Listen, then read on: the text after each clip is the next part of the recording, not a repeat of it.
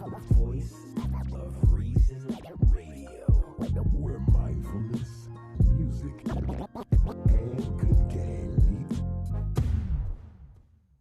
at the crossroads.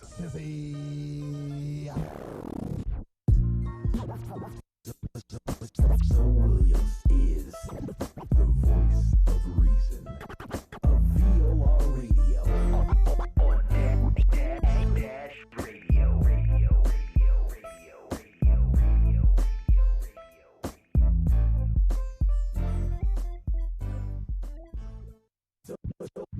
So Williams is the clumsy chemist of VOR Radio.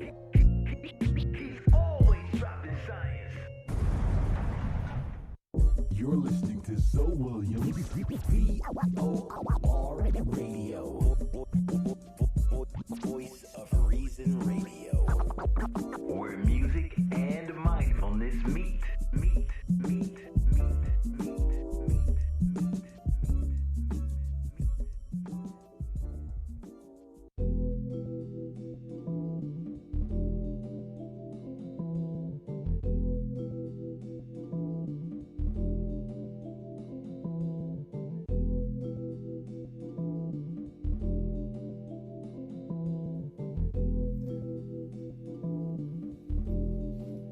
Welcome to yet another WeGet.Money show, current events. I have not really sad news, but news nonetheless. It's not sad because I'm optimistic. The good brother Jeff Brown will not be here today as he is slightly under the weather. I expect Jeff Brown to be back on deck next Monday. So with that being said, my friends, it's just you and I today. I was going to invite somebody else, but I said, nah, I don't like a lot of people up in my space. And besides, I think I have something important to share with you guys regarding what's going on in the world. And it's some major shit going on in the world. And I have a different perspective on it. And I'm getting a little frustrated because we still the same. How long has motherfucking quarantine last? Since March. Here we are rolling up on July. And I said something, a lot of people weren't listening to me when I said it. I said, we're gonna have to be different coming out of quarantine. I said that. Y'all remember me saying that? I said, we got to be different coming out of quarantine. We have to be different. All right? We got to be different people. And how can we be in quarantine for 3.5 months, come together and protest all over the world, and still be petty with each other? And still be negative and backbiting and competitive and silly and frivolous with one another. So now I'm gonna ask you, what does a protest mean if you have no unity in your community? That's what I'm gonna ask you. Does a protest have any meaning whatsoever other than let me get out and party and bullshit and turn the protest into the Instagram moment, right? If we don't have unity with one another,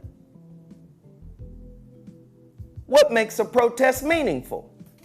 Does a protest have any meaning at all if these particular character flaws that make us the same people, as before COVID, before 4 months, damn near, of quarantine? Are we the same people? And does marching even matter? And does whatever even? This is why when I did the last show and I talked about substance over symbols, sure, you can knock down the statue of Christopher Columbus. Sure, you can do that. Absolutely. Well, what makes today different than the past 300 years? You've been pushing a narrative, but it took you just overnight to say, let's push this motherfucker down. Right? And why?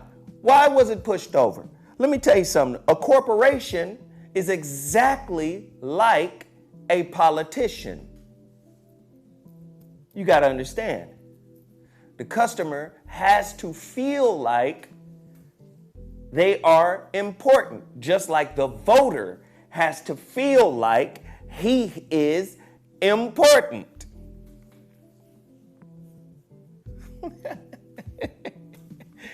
You understand? Just like the recruit has to feel like he's important.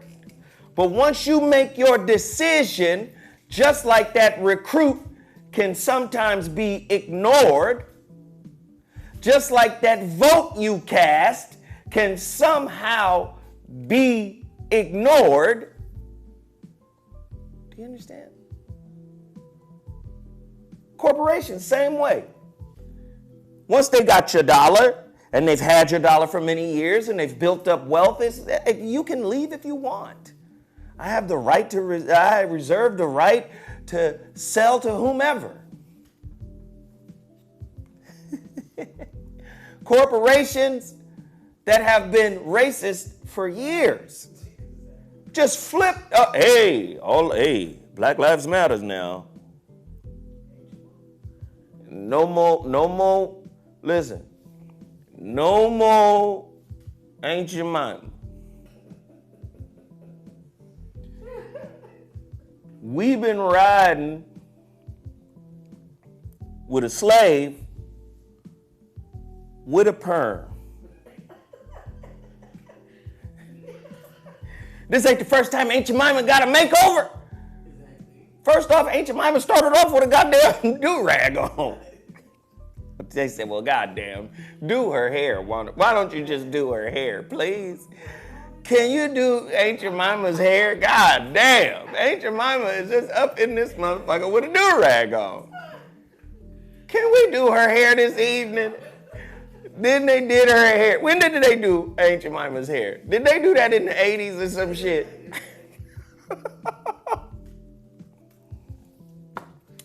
Fuck, Aunt Jemima needs her hair done.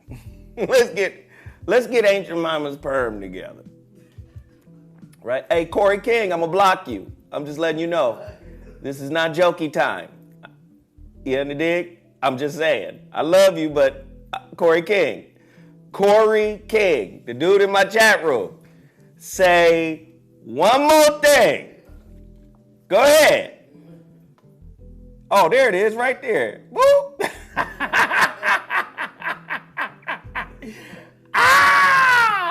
Hey! Oh, I love it. That's how I be playing.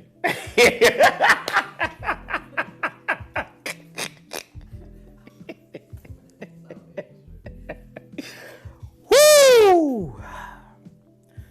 So let me just get to this real quick. Advertising. Total Package Energy. The greatest energy drink in the world. Love it to death. I support these people. This is a black-owned business, right? If we want substance, right, over symbols, right? Go support Total Package Energy, black-owned business, out of Oakland, out of the Bay Area. Strong brothers that support this, man. Zero carbs, zero crashes. You understand? It's the best. B vitamins, all of it. Amino acids. I love it. I love it. You under dig? Tell them Zoe Williams sent you. All right, go to WeJuice. WeJuice. It's my homeboy right there. Isn't this what black business is supposed to be about? Black business and reciprocity in black business. Isn't this right here, this story right here? We from the same city. We grew up together. I think he a little older or younger. He might be a little, I don't know how old he is. Anyway, I was aware of him. He was aware of me in our city. As grown men, we look up and we see this man doing well. It's my job to put him on in terms of promotion. So I ask you, honestly and sincerely, the two companies that I've promoted thus far, Total Package Energy and WeJuice. TotalPackageEnergy.com, WeJuice.com. I ask you, in all sincerity, go cash mob these guys. Keep them in business. Keep them going, right? Keep them moving. Relationship Dismount is on Amazon.com in 3 formats. I'm gonna have to say this, I have to shout somebody out. According to my report, one person in the month of June,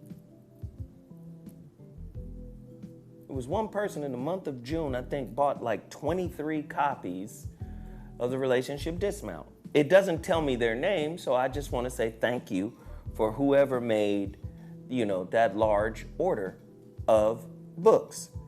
The Relationship Dismount, How to Stick the Landing When Exiting a Toxic Relationship, is my first relationship book. It came out in 2015 and is a very positive workbook for couples and singles. Believe me, people who are married, y'all better get. Why is the holographic relationship up? Because what had happened is that. Here go, MC, what had happened? Talking about the Relationship Dismount. The Relationship Dismount, How to Stick the Landing When Exiting a Toxic Relationship, is available in 3 formats on Amazon.com, Kindle, Audible, as well as paperback. Please continue to support this work. It is a very powerful work, a very positive work, and has helped many people before. This is one of the books I give out in my relationship coaching, in my life coaching. It is a great book. If you want relationship coaching or life coaching and you're serious about it, go to my website, IamZoeWilliams.com, and sign the questionnaire, fill out the questionnaire for coaching. I've been helping a lot of people during COVID. I would love to help you if you want coaching. The Holographic Relationship is available at IamZoeWilliams.com and Kindle. Go there right now and support this book. If you want a physical copy, a paperback copy, you get it from me at IamZoeWilliams.com. Don't forget, I'm rocking mansions. You understand? Relationship is the university of you. I love it, man. Black-owned business. Power in One Clothing is a black-owned business. You understand? Power in One. They partnered with me to do my t-shirt designs. I want everybody to get over there and support the Relationship University series. Get over there right now. Mansions, Relationship Rivalry series. Go over there right now. Relationship is the university of you. I put these things together. Also, the HuriKane Report. H-report.news. H-report.news. You understand? You want alternative information, alternative news sources? Go to the HuriKane Report. Write it, take action, maintain freedom. That's H-report.news. We get money. It's WeGet.Money. Is a financial literacy and resource hub for people backed by mybusinessloan.com, lend800.com, mybusinessloan.com speaks for itself. Lend800.com offers short-term loans, but in order to make the most positive impact, WeGet.Money is the new hub for all of these businesses because they want people to be able, and we're talking about black-owned businesses, we're talking about black people, we want people to be able to find the resources they need to build the kind of businesses they need. And then once you have a business, your business must have a relationship with who? Customers and other businesses. Oh, ShareCon 7,000. Say one more thing. Say one more thing, ShareCon. I dare you. Say one more thing during my promo session. My session where I'm promoting black-owned businesses. Say one more thing. ShareCon. Is that how you say his name? Sherry Khan. Say one more thing. It may be sheer. Whoa. Ah! All right. Go to WeGet.Money. You need resources. All right. Terry Lomax. You want to learn how to do a goddamn podcast? You want to figure that part out? This sister is giving away free podcast training. She's got damn near 1 million views on her podcast. Want to learn how to launch your first podcast? A step-by-step guide for creating and maintaining a successful podcast that grows your audience with impact? Free virtual masterclass. When? Every Monday at 5 p.m. Pacific Standard Time and every Wednesday at 11 a.m. Pacific Standard Time. Terry Lomax. TerryLomax.com. Terry Lomax. Get over there right now and support the sister. Maine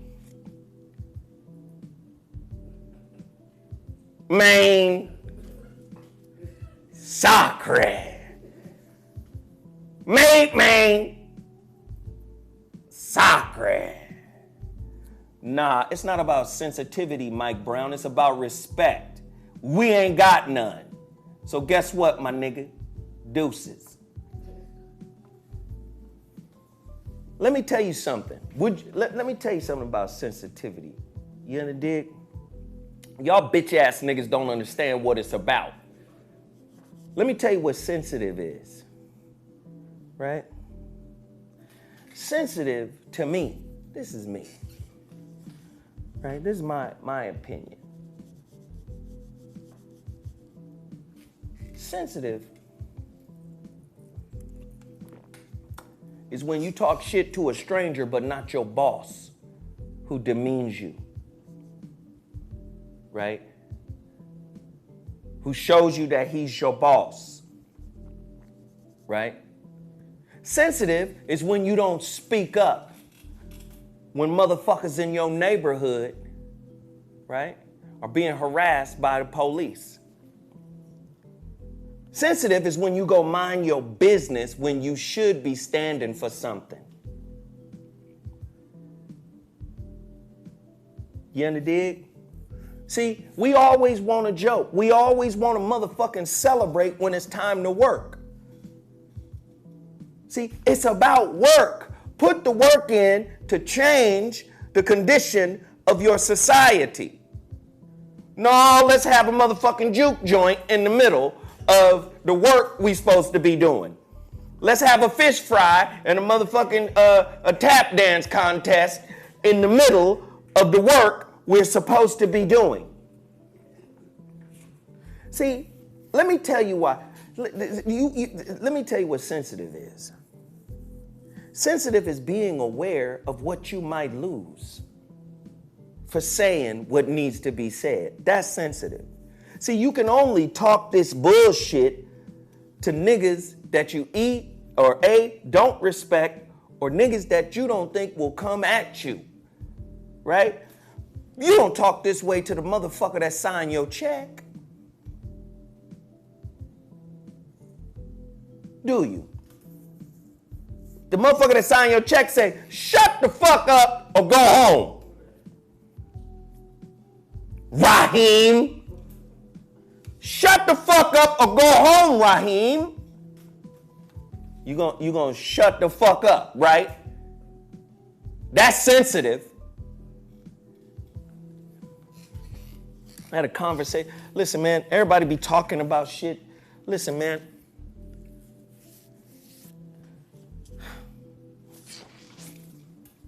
Made man soccery. Let's just go back to Black-owned business, a sister doing her thing. Made man soccery. Out of Texas, small Black-owned. Please support this young lady, right? Please support this young lady. She is doing amazing things. Made-man-soccery.myshopify.com. Please buy out all her socks. All right? IG, follower, @MadeManSoccery. Please support the sister. Made man soccery. Soccery. Now, let's get into today's topics. Because it's a lot of shit going on and a lot of motherfuckers want to have a goddamn fun time. Do you see you being played by the media right now? Whole bunch of deaths start sparking back up, right? Whole bunch of deaths start popping back up. Why are the deaths popping back up? Yeah, because they know people are fed up of racism, right? They know you can only do so much of that racist shit before people start bubbling, before cities start bubbling.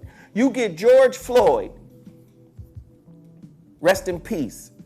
Peace to his family's heart, peace to his mama, peace to his daughter, peace to everybody that had to endure the loss of that man. You get George Floyd on top of all the other deaths that have happened, right? Happening during a pandemic. Listen to how you being moved around the chessboard like the pawns you are. If we get these worldwide global movements happening, let's not forget, they say Black Lives Matter is funded by George Soros. Somebody vet it out. Let's see. Is it true? Right? So all of this is happening during a pandemic. Right? 52 states. All the states said, fuck it. We protested. Right? Every state was like, hell nah, this ain't cool. Let me tell you, man, the master chess player always thinks 5-6 moves ahead. Right? Because he knows the board and the game so damn well. Could it be, and I don't know, but could it be, Breonna Taylor right after George, or before George, Aubrey, they're just falling, right? People are building, bubbling. Oh, hangings. Boom, boom, boom, hangings after George. Could it be that they're trying to get you to be protested out? Protest fatigue, just like quarantine fatigue. Childish motherfuckers. Oh, I'm gonna go out to the quarantine and protest. Yeah, let's all get together and be mad in the same space with each other. Oh, chess move. The motherfucking COVID is gonna spike. Real or fake, the COVID numbers gonna spike because everybody was out in the streets protesting. Oh, on top of you being out in the street protesting, we also gonna put agent provocateurs out there, racist motherfuckers out there. We also gonna put motherfucking police officers out there, undercovers. We gonna put motherfuckers out there burning buildings that ain't even a part of your movement. Do you see the chess moves that are being played? Let's burn their ass out on protest. Because when the real shit manifests, that's supposed to be protested, and they're easing it back into you right now. A lot of you motherfuckers, states is opening back up, right? But it's opening up with new rules. It's 40-something, what is it, 45, 60 million people unemployed or something? So they know you need your job. So now when you go back to your job, there are new parameters. I got to check your temperature. I got to swab your mouth. I got to do a bunch of shit that might be considered invasive, right, to your personal being. Your privacy might be invasive to that. But if you want the motherfucking job, you will capitulate. You want the motherfucking bio-survival tickets called dollars, you will capitulate. Did you hear Belinda Gates? Did you read it? She didn't outright say black people should be the first to get it. She said the frontline emergency workers, the healthcare people, should be the first to get it. But then after that, all in the name of Black Lives Matter and the fact that blacks are disenfranchised, maybe they should be next in line to get it.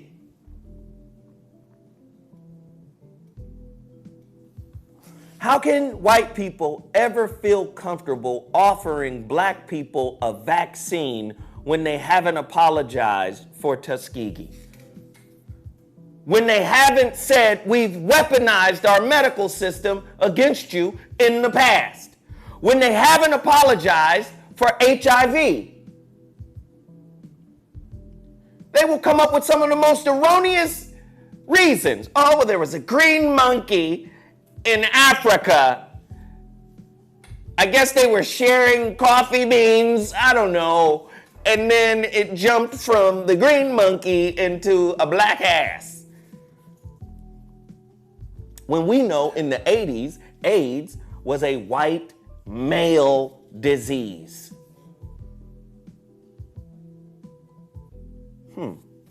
Now all of a sudden it got a black face. How do you, again, I ask basic questions. You better be quiet, you better go vote, you better do this, you better go do that. Tell me why I should trust any of this. We should trust big corporations to not still be the mercenaries that they are just because they knocked down some damn statues or they said, you know what, this week is not only Black History Month, but we also gonna have Juneteenth as a national holiday. Just because these black-owned businesses, or just because businesses are now saying, oh no, we can't do this no more. Aunt Jemima, she can't be in a head wrap no more. Give her a perm. Oh, well, shit, that's even disrespectful. Take her off the box altogether. Down in Mississippi, The NCAA has basically told the state of Mississippi, we not playing no more games, no championship games in the state of Mississippi until y'all get rid of your state flag, the Confederate flag. But is the NCAA going to acknowledge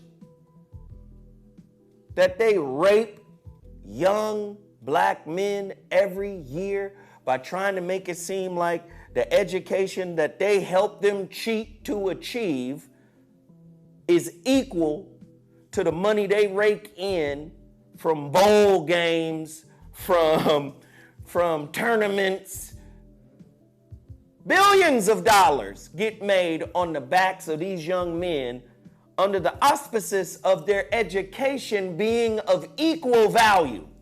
Their room and board and education and monthly stipend is of equal value than this kid's likeness on a video game that's being sold all around the world for billions. You know how much money the NCAA tournament lost this year because it wasn't able to go on? Last year they made what, 14, 15 billion?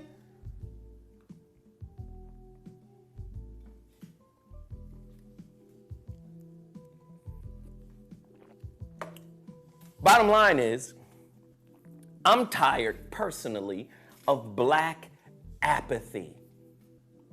We get down with who we like. I don't like the way he sound. But what did he say? Did it make sense? Was it applicable? Could you use it to better yourself? Yeah, but I don't like the way he sounds. So fuck him. I'm gonna go fuck with another nigga that speak different. Now, while you're doing this, the Rockefeller family,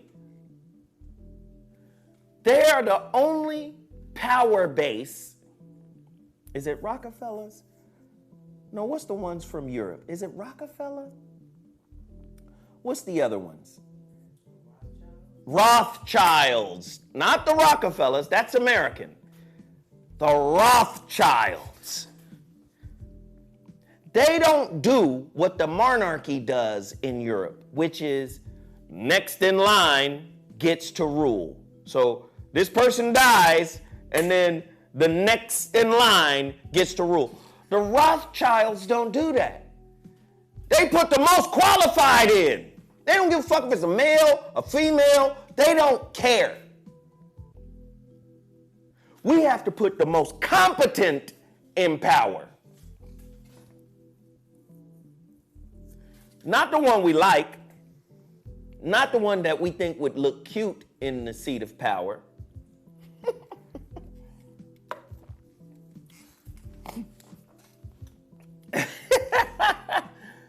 Oh, Jesus.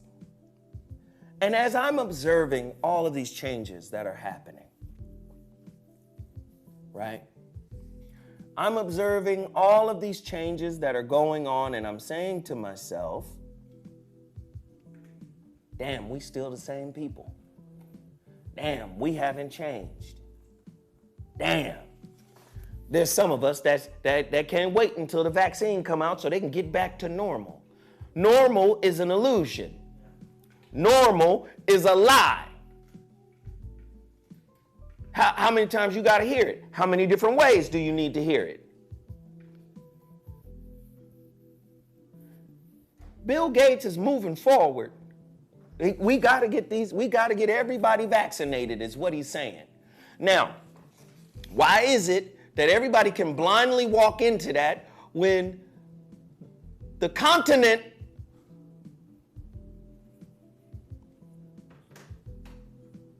called India has a lawsuit against this man for vaccine injury? But you got some black people who are daft enough to turn and say, well, it's time for me to get I can't wait till they get the vaccines.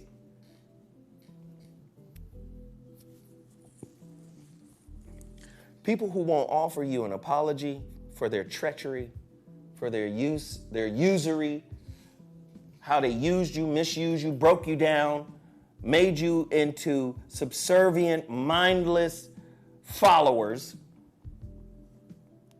you get to just say, sure, y'all are the first one to get this damn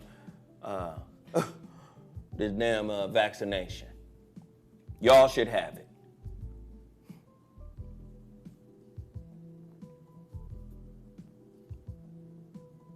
So what do niggas do? Argue amongst themselves. Because those are the only people they could argue with, because ain't nobody else listening to them. Might as well argue with some niggas. What do I mean?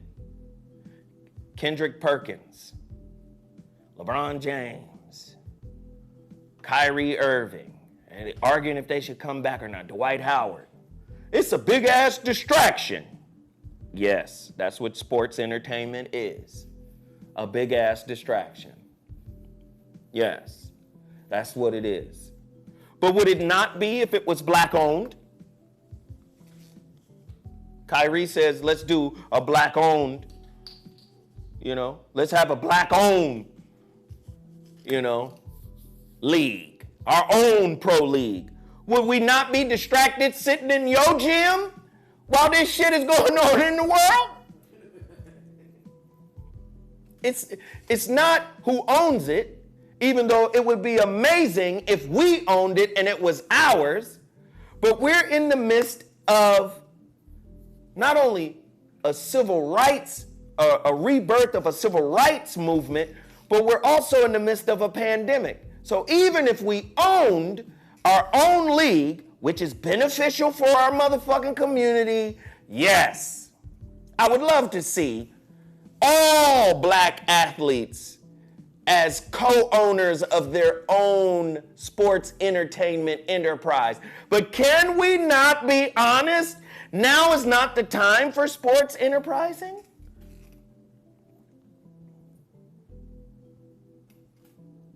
It might be in a real estate sense, how disaster brings opportunities and all of this and that. But we're talking about for the entire community right now. Is it time to be cheering? Yeah. I'm just asking. But, as is commonplace with black folk, we want to sit around and argue. You wrong. Well, if LeBron hooping, we all hooping. Patrick Beverly. Dwight Howard. Listen, there's a lot going on in the world right now, and now ain't the time for who?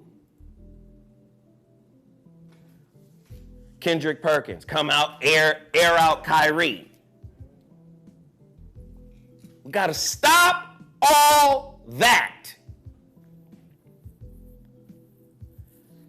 The two senators that wasn't black enough or white enough to become president proposed to make a bill, or propose a bill to make Juneteenth a federal holiday. Senator Kamala Harris and, of course, Cory Booker.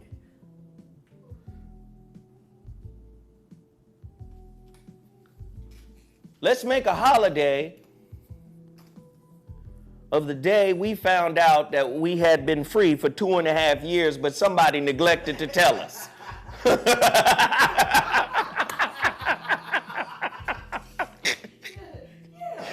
You know what? Let's memorialize and celebrate that day.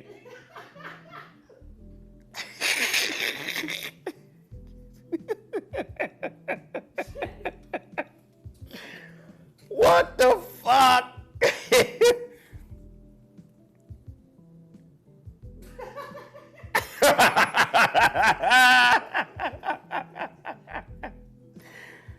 Oh!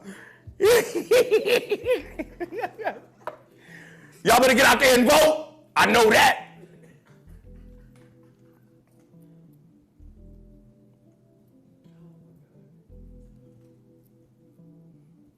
Y'all better get out there and vote. I know that. asking us, listen, is this wrong? Somebody that is smarter than me, that is more educated than me. There's so many people that are smarter than me. There's so many people that are better educated than me. Please ask me why black people should participate in a system that has continuously lied and used them, misused them. Why should voting be the answer? Why should legislation be the answer? Now, I understand laws. I get it.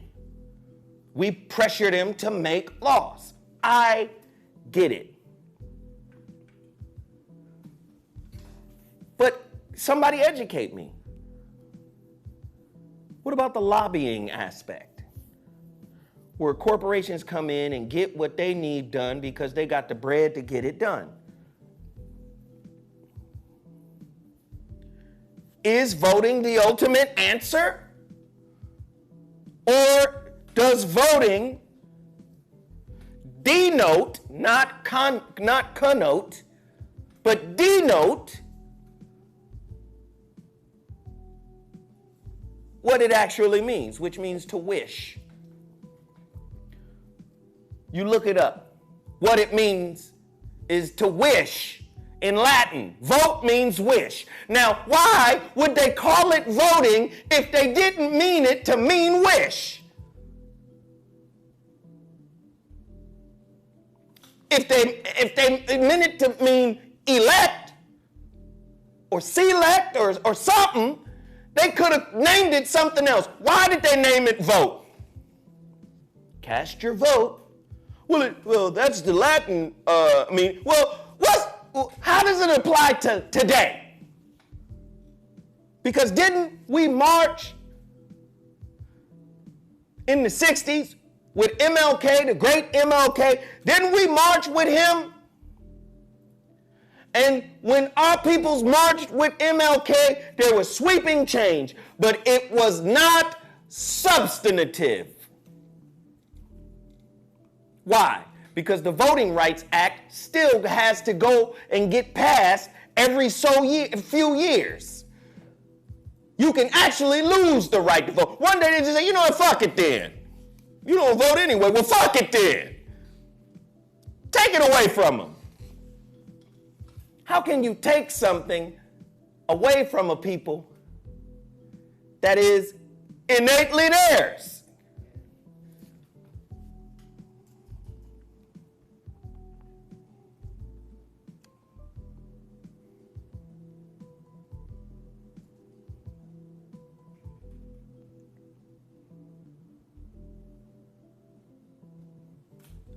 We just want to be entertained. We just want to have a fucking good time. We just don't want to follow no rules. We don't want to respect any boundaries. We don't want to have any boundaries for ourselves or for our communities. But we want somebody to come in with the answer and just make it all good, make it all right for us. Every 10 years, the Voter Rights Act, the Voter Right Act is up. We gotta re-sign up for that. Then you got good brothers out here trying to do their thing, like Master P. Master P says we need a new economic plan to fight injustice. Master P says we need an economical plan to fight injustice. If we don't stand up now, we will lose the next generation. We can no longer tolerate police brutality. We need justice right now. Rest in peace, George Floyd. The only way for real change is to educate and buy properties and businesses in our community. Well, then you would think if you bought properties and businesses, then the police would have something to protect, which is not your black ass, but your black assets, right? You would hope that the police would at least protect your black assets. We know they ain't gonna protect your black ass. But your black assets, maybe, right?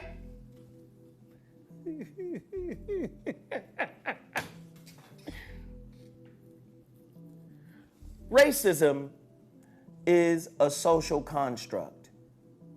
that is designed to breed confusion. Confusion of lineage, right?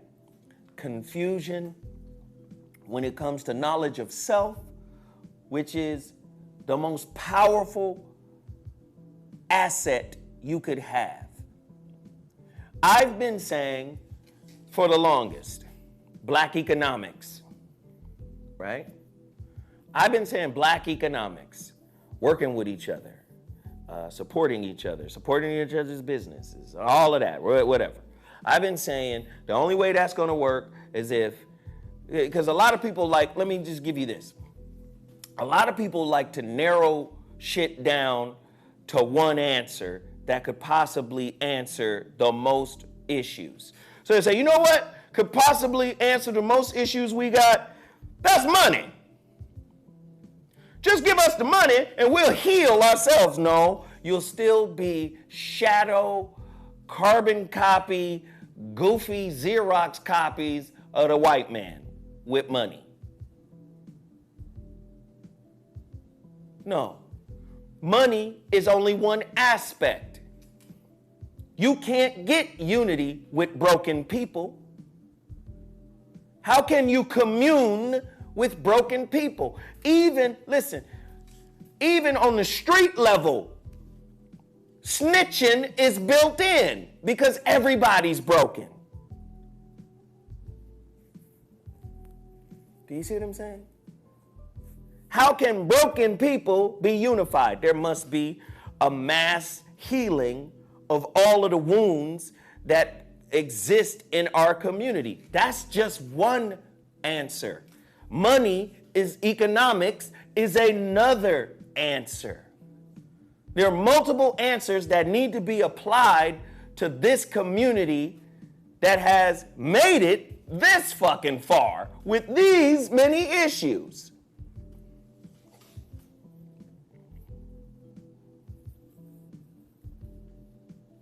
But what are we doing? In the midst of a time of great revolution and change, we are still competing, backbiting, arguing, clowning, disrespecting, and really not riding for each other. Let's just keep it 100. If we're not riding for each other, who the fuck are we riding for? And for what reason?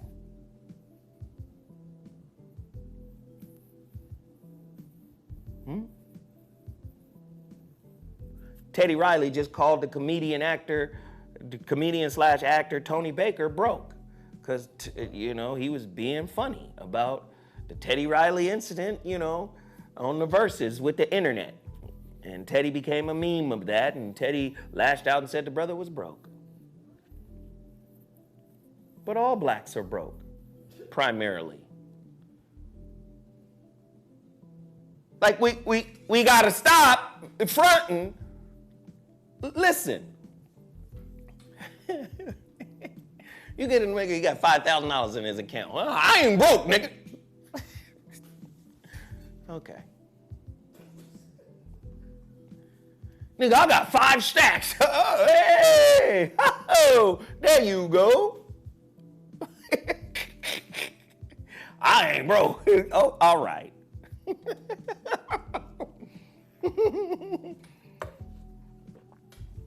We're talking about wealth in America. You know the numbers,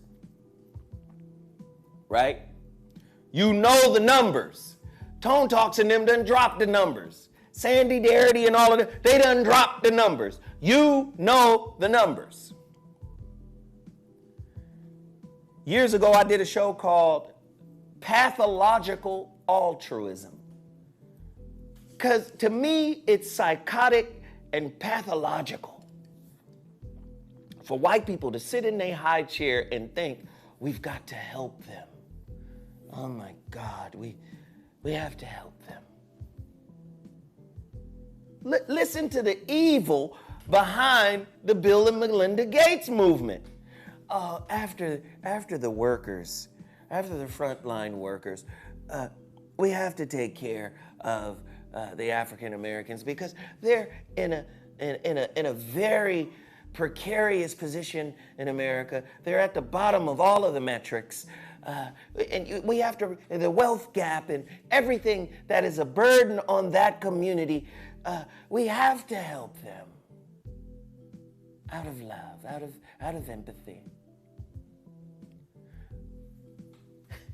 You use the system that you created. And when I say this is the system of poverty, the system of racism, the system of redlining, the system of Jim Crow, the system of slavery, right? You use that system, it creates, just like Joe Biden said in that 94 speech. When Joe Biden said, I know we might have, we may have created them, but that still doesn't give you a right to take on my sons or hit my mother upside the head. You got to go to jail. So you guys create the conditions that produce the type of young men on the street that you call super predators. And then 20, 30 years later in the advent of COVID, you flip it back and say, and the people who need this vaccine the most are the ones who are struggling the most. But didn't you create the struggle?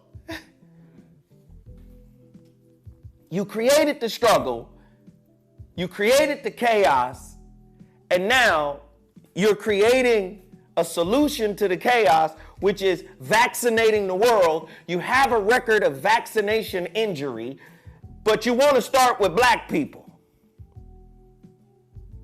And while this is going on, black people still competing and shitting on each other.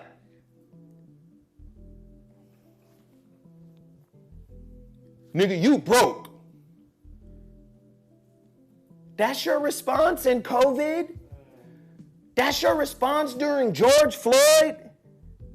That's your response? Okay.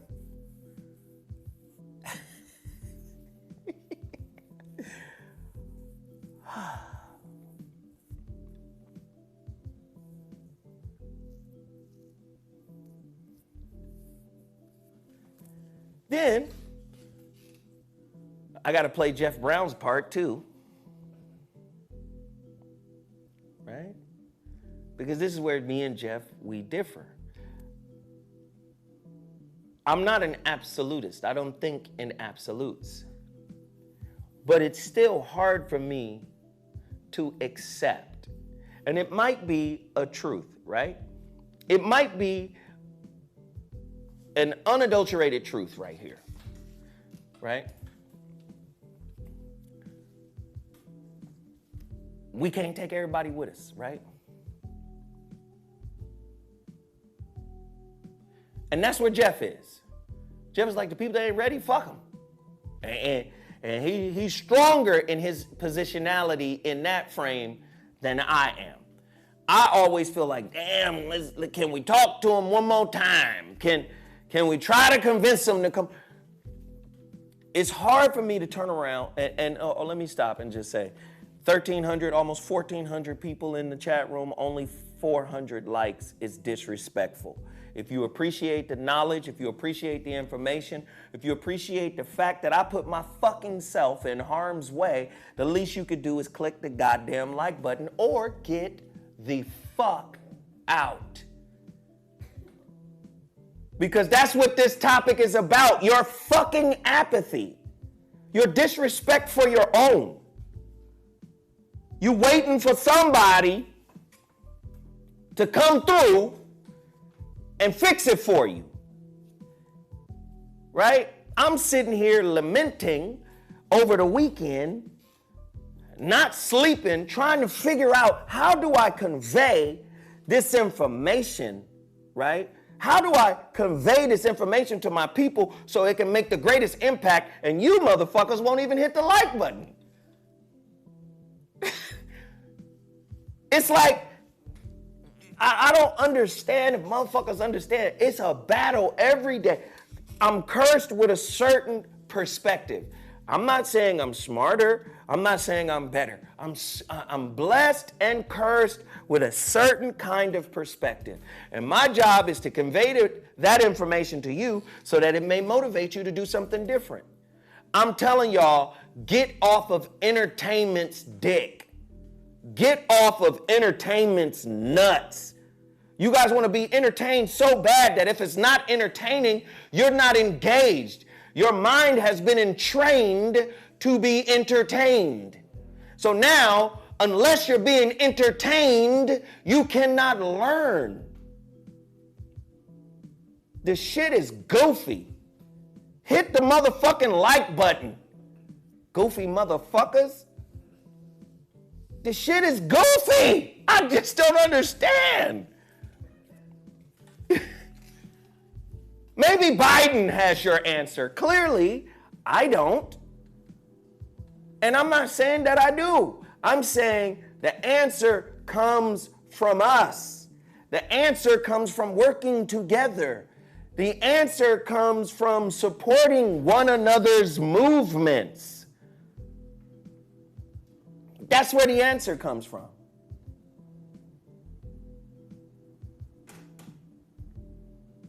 This shit is like, it's okay. So Kevin would be sitting right over there, right? And Kevin would be like, Naga, the Nagas, right? The Nagas, the Serpent Kings, the Royal Serpent Kings, the Black Gods of Asia, right? And I'd be like, yeah, Kevin, talk that shit. The dragons, the moles, right? I'd be like, yeah, Kevin, get on that shit. Isn't it interesting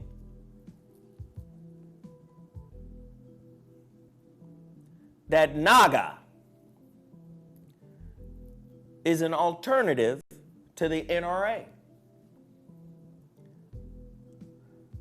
National African American Gun Association is called NAGA. NAAGA. NAGA offers black gun owners an NRA alternative. The number of African Americans who own guns is on the rise. According to a 2014 Pew survey, 19% of African Americans said they owned a gun, up from 15% in 2013. The National African American Gun Association is a nationwide group based in Atlanta made up of black gun supporters. The organization has seen membership climb to 20,000 members in just 2 years. Philip Smith is the founder and president of NAGA. Did he know that? NAGA, Negus, Niger, Netter, Nigeria, did he know what the word actually meant? Was he aware of that when he decided to call it the National African American Gun Association?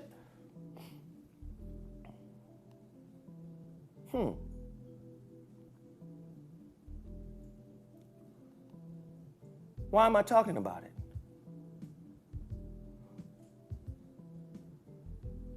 Because until we form this healing factor that is needed for us to stop bullshitting, right? Until we really get into self-work. People say, well, what is self-work? I coach people all the time. You know, I'm gonna give you this. This is a nugget coming out of my latest book, right? Because all my books have workbooks in them. I'm gonna give you this. There's a nugget I'm gonna give you. This nugget is called the self-dictionary. Your job is to create a self-knowledge dictionary.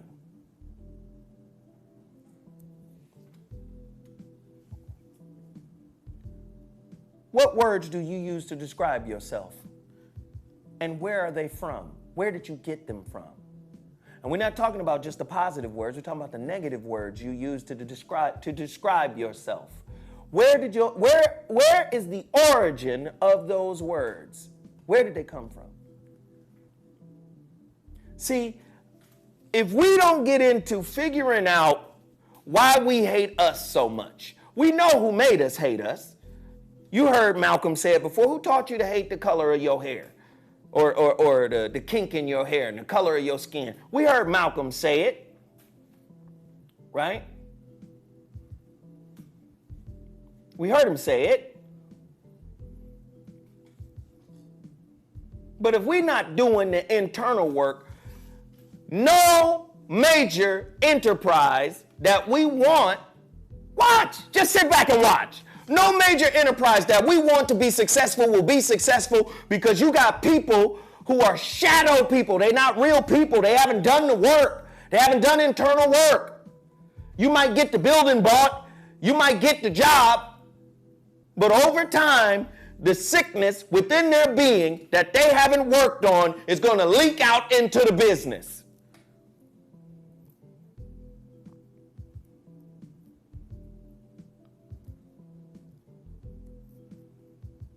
You want lasting unity? There must be healing. There must be. How many times you been rolling and good and we got a good thing going and one nigga sidetracked the whole fuckery? Shit. Well, I felt you was trying to use me and I thought that, nigga, that's your projection. That's you. You only scared of what you've done to others. That's the same thing white people going through right now. Let's keep niggas down. Because I'm afraid that if they ever decide to go for revenge, it's on like motherfucking Donkey Kong. But you got niggas who behave just like that. But will erect a building and start a corporation and put together a think tank and have a round table and yeah, let's work together. Nigga, you're not healed. You don't even talk to your daddy.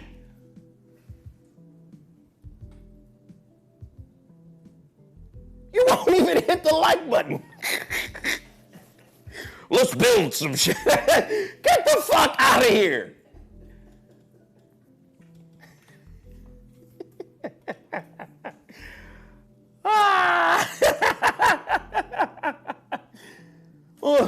Let's make a remix of some shit. Don't remake the wheel, fellas, families. Let's not remake what the white man has already done. Because that's what we put ourselves in that mindset of remaking. Why? Because the mindset of the white man is to recreate, is to remake, right? That's his mindset. Christianity is a remake of all the ancient African shit. And I'm talking about the Western version of Christianity. Please understand that. Christianity was ours before it was Europe's. I want you to understand that. But their job is to remake your magic. Try to recreate your magic. And when we follow them, when they're our children, we being led by our children, so we become mimickers.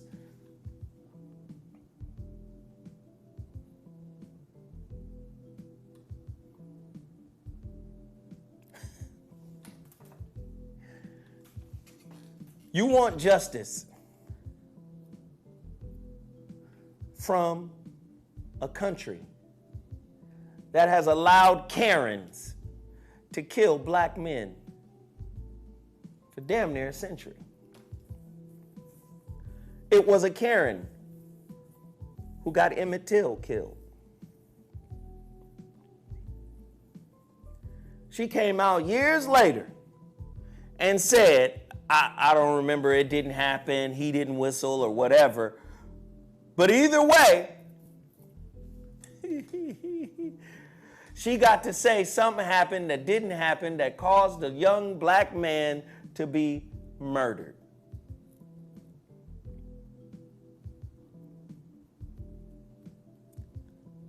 the original Karens, from Emmett Till's accuser to the white woman who sparked the Tulsa massacre. Do you understand that? We live in an amazing time. These things have been at our feet for decades, right? Been at our feet for decades. But what have we done to say, at all costs, I'm gonna break up with the white man's definition of me? At all costs, I'm gonna break up with the white man's ideation of who he thinks I am or who he thinks I should be. Do you see the jewel I gave you when writing your own self-knowledge dictionary, using the words that empower and disempower you? See, when you break up with his definitions of you, you find a level of freedom within yourself, right? You find a level of freedom within yourself that was, to that point, not experienced. But what's your definition of success? What's your definition of love? What's your definition of freedom? What's your definition of liberty? What's your definition of integrity, of honor? Right? If you don't have one, or if you do have one, worse, if you do have one, it comes directly from him, then you don't have a free mind. You don't have a free mind. So many women, right? Sarah Page. Whew. There's been some talk around Tulsa, Oklahoma, due to this month's 99th year anniversary of the tragic race massacre.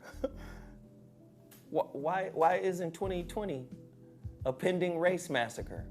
Not by the cops, but via the vaccine. Why isn't that why can't we see that coming? Okay, cool. Because before they can start a massacre, just with, let's do the first airdrop, right? Let's do the first airdrop, that drop a bomb from the sky for the first time in military history. Let's do that just on an affluent black city. Okay, cool. Let's just do that. But now it could be administered in much the same way as they tried to do that shit in South Africa with President Botha. HIV. Y'all, the video is on YouTube. And what in the video is interesting is the man is saying, yes, we tainted shit with HIV. We did that on purpose.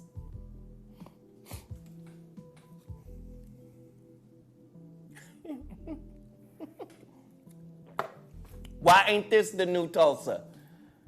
What the fuck is Donald Trump campaigning in Tulsa, Oklahoma for? Okay, cool.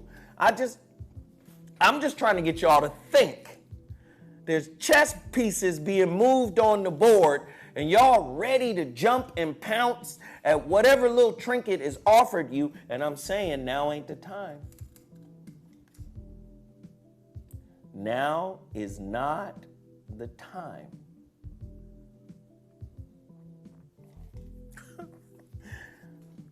Sarah Page was her name. 99th anniversary of the tragic race riot that took place in Tulsa, Oklahoma in 1921. Many people may not know the massacre began with a 17-year-old named Sarah Page. Page was an elevator operator in what was called the Drexel building in downtown Tulsa. On May 30th, 1921, May 30th, all right. Reportedly, Dick Rowland, a 19-year-old black shoe shiner, was getting onto the elevator to use a segregated bathroom on a higher floor. He allegedly tripped when entering the elevator, accidentally grabbing Paige's arm, and she reacted by screaming.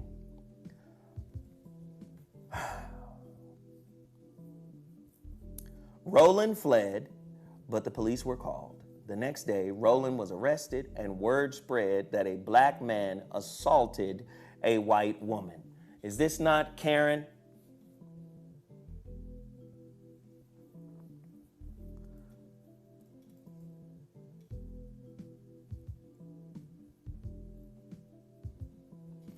Let's ask the question about our relationship with Karen, both brothers and sisters.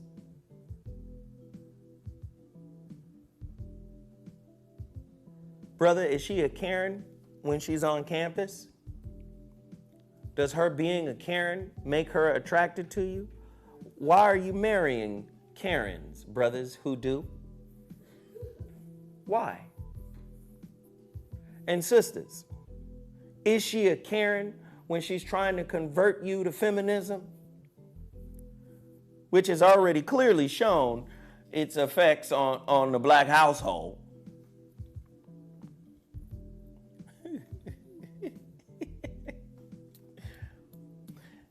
Listen, anything that's not in alignment with nature is evil.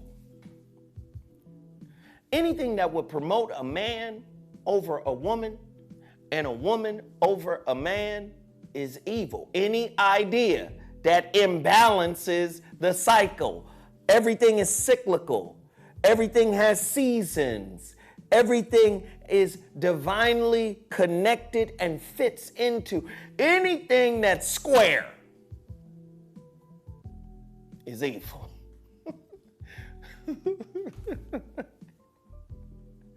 Here you are listening to a Karen tell you that no man should tell you what to do, but then that same Karen goes back and votes for the man who grabbed pussies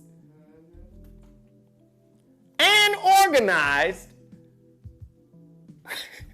the protest against his ass the day after his inauguration. But 54% of the Karens voted for him. But here you are, just like a black Mormon. Didn't the Mormons tell y'all that they believe you motherfuckers was cursed because y'all was part of the group of people in heaven that didn't choose a side, so God made your skin black and gave you monkey tails? Oh, well, it doesn't say that now. Yeah, in the 70s, they took that shit out. Why do we know this? Well, y'all shit emerged because Mitt Romney was trying to run for president and the motherfuckers asked him about it. What about the monkey tails? What about, not liking black people and, that part. But somehow black people find a way to be Mormons. Fuck it. We find a way to believe in their beliefs. We find a way to believe the way they believe. We find a way to operate the way they operate. I just don't get it. We will go through hell and high water to join anything, Jehovah's Witnesses too, to join anything that they vet out as true.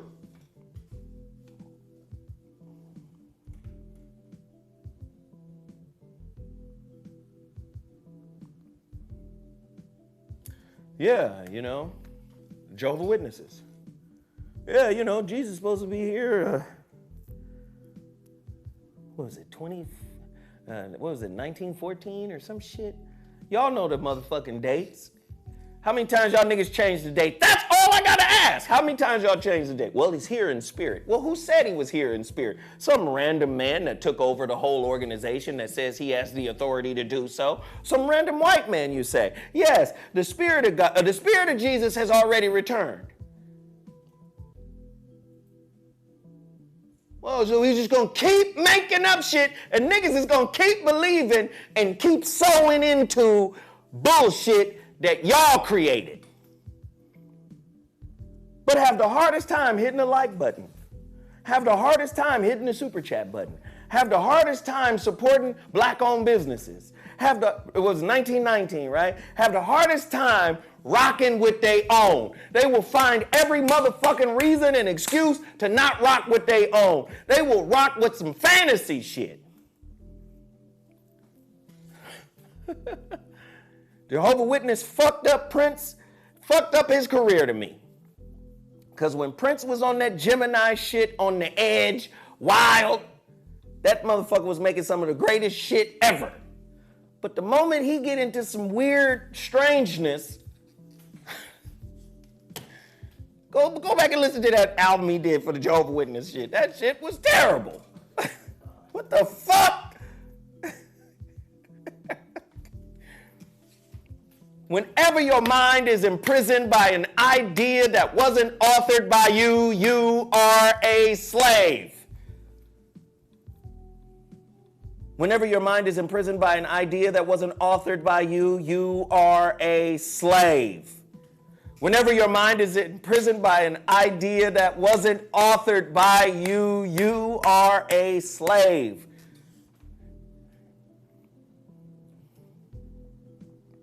Anything you believe in that you haven't vetted out, you're a slave.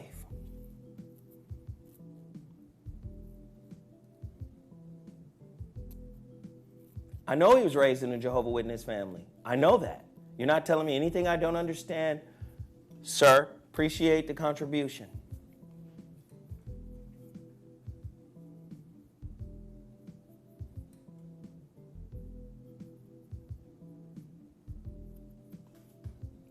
Is there an original thought for the black community? An original one.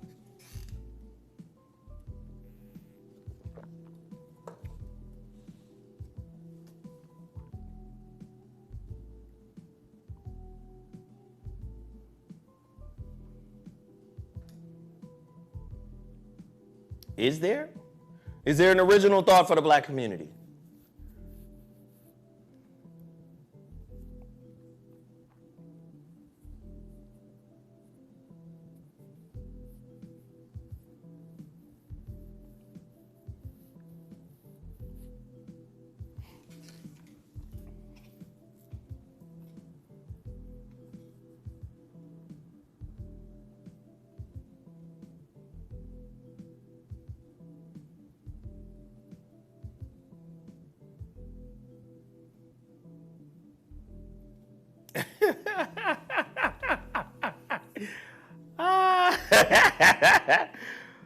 Oh, shit.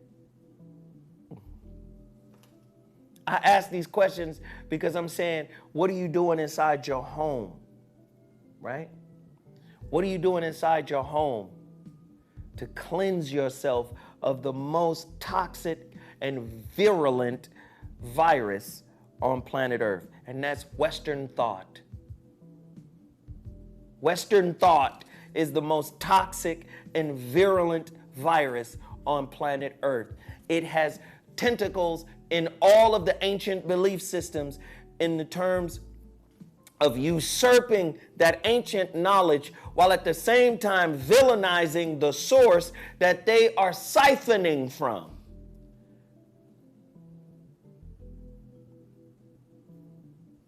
Look at the media. Everybody in the media that's white is magical via technology.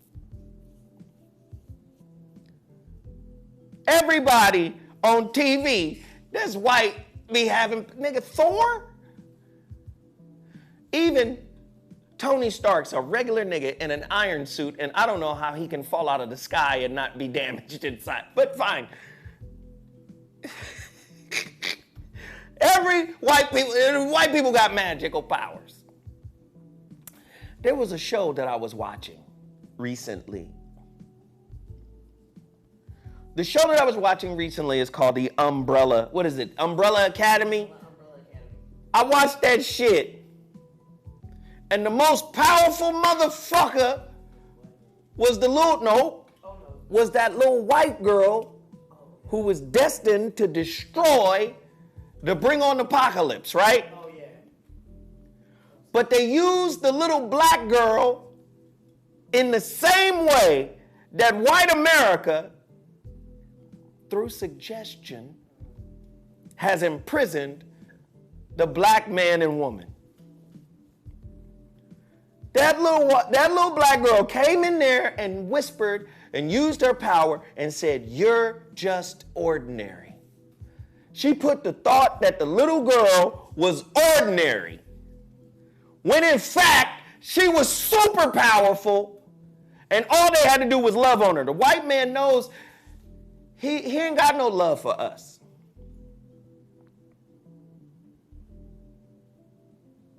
You understand? He ain't got no love for us. He ain't gonna come and say, "You know what, I love y'all. I embrace y'all. I'm sorry for stealing from y'all. I'm sorry for envying y'all. I'm sorry for disrespect." He ain't gonna do that.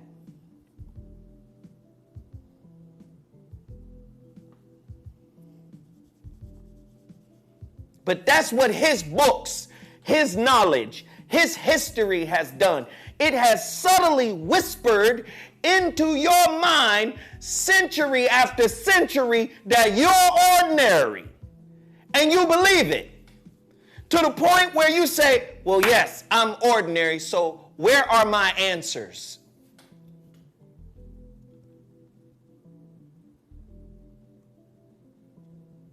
If I'm so ordinary, you got white people who are saying it now. Oh, I forgot that damn article. I don't know if I sent it to you, but some white man just simply said, since slavery, black people have been dependent. Please, if you could just Google that statement. Since slavery, black people have been dependent. It should be an article that comes up. Some motherfucker said it. Some politician. Since slavery, black people have been dependent. We can't be dependent on an idea unless something happened. And in our case, the idea of ourself was savagely raped and ripped out from within us and replaced with an inferior, diluted version. Just like that little girl whispered to her sister. She said, "You're just ordinary." And with her mutant powers, made that girl feel that she was ordinary.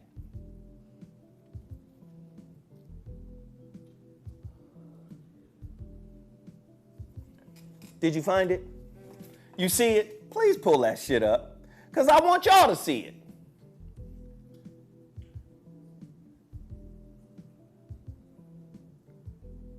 Let me tell you something. We some of the most creative people in the world. Can I tell you that? We some of the most innovative and creative people in the world. But what does that mean if there's no unity in our community? What does that mean if we're still operating under the guise and under the directives of a person that envies us, that hates us, that competes with us, that has always wanted what we have, what the Creator gave us? Well, how does that help us to be like that, to be like Him, to be like them, right? There's too many examples. There's too many articles to pull up and show you. There's too many articles to pull up and say, "Oh, look, Felicity Huffman, she gets off 2 weeks in jail. Oh, the sister down there in the South tried to get her kid into a better school and she got 5 years." It's too many examples. Oh, this person was given 35 years in jail for marijuana. This person was given 2 years, right? It's too many examples of the disparity in sentencing, right? It's too many examples of the disparities in education, right? It's too many examples of the disparity in economics. There it is right there. Mississippi official, black people dependent since slavery. White people want to give up power? Or do you want to give up symbols? You want to give up substance, or do you want to give up symbols? Because if you give up substance, you got to say everything we taught you was a lie. Your history supersedes ours. Huh? Our wealth comes from your back. We wouldn't have it if it wasn't for y'all, so we owe y'all a portion of this country's wealth. Period.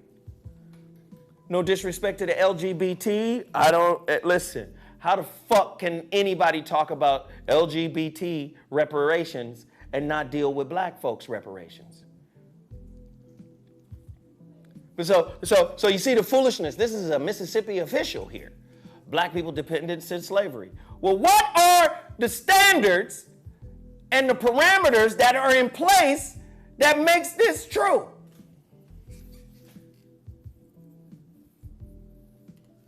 Did white people have anything to do with it? I'm sure in Mississippi, Jim Crow was popping, so that would have helped maintain that dependency, right?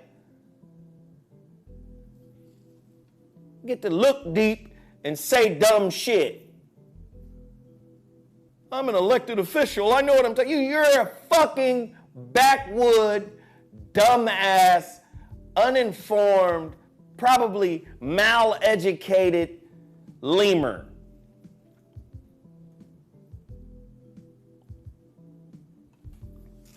Now, Black Lives Matter comes on the scene in a major way. Do you know when the FBI came to my house, they asked me if I was a part of Black Lives Matter? See, people like to talk about my story, but I've never talked about it. And I be trying to say, stop talking about my story. Because this happened to me. If it happened to you, I would be quiet and let you talk about it. But this happened to me. You understand? Jeff Brown was doing a motherfucking comedy spot. And I went to Jeff Brown's comedy spot. I wanted to support his brand. The young brother that did murder those guys, those cops, I guess it was in Dallas. I didn't know that brother personally. Didn't know him at all. He was like many of you. He watched my show. He was listening to my show. But I didn't know him personally. I did not have a personal relationship with that brother. Not at all. You know? The first time I ever saw him, which was the only time I saw him, was at Jeff Brown's event. And I didn't know who the fuck he was. Didn't know him at all. Now, I was able to connect the dots later. This brother had emailed me before. But I didn't connect the dots until I met him. And he was telling me about, you know, the emails that he had sent to me. And I was like, oh man, shit, I didn't know who you was. I don't know. And Bobby was there. Bobby asked me, Bobby said, Zoe, let's all get in here and take a picture together. We took a picture together. Come to find out, months later, this dude killed those cops and put my name in his manifesto. And the FBI came to my house to talk to me about that. They did not treat me like they treated Dave Chappelle. They weren't disrespectful. They weren't mean, right? But they didn't treat me like Dave Chappelle, like Mr. Williams, we would like to escort you. No, it wasn't none of that. They just came to my house and said, do you know this guy? And I was like, no, I don't.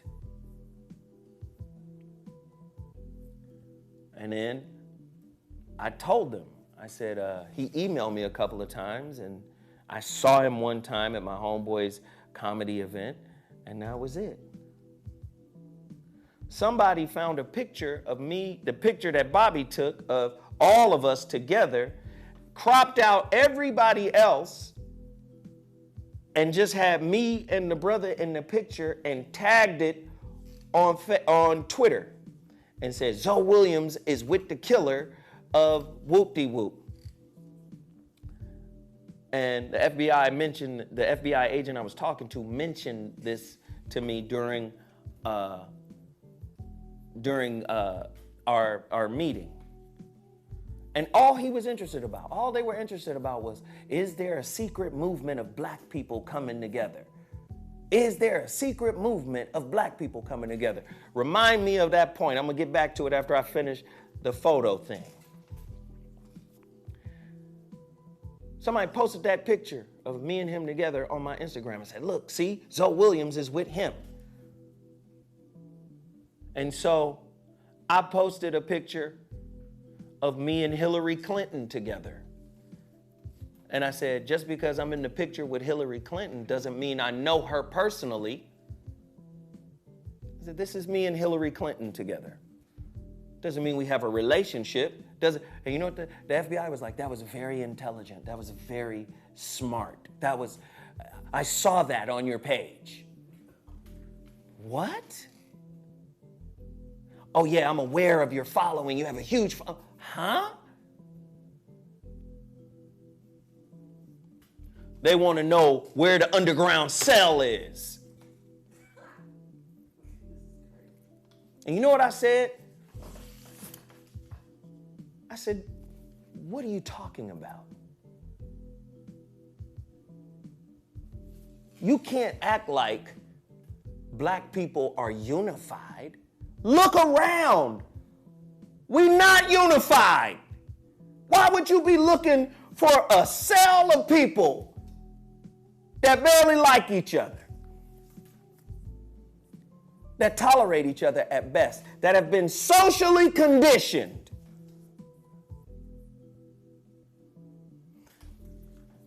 So here's my thing. I was like, I don't know what you're talking about. Are you out of your mind? What?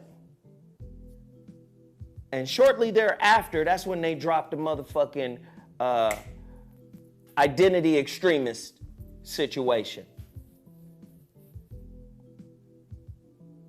Right? Of course they do. But it's on me. It ain't on you. We not unified. So I've inspired somebody to do something crazy, right?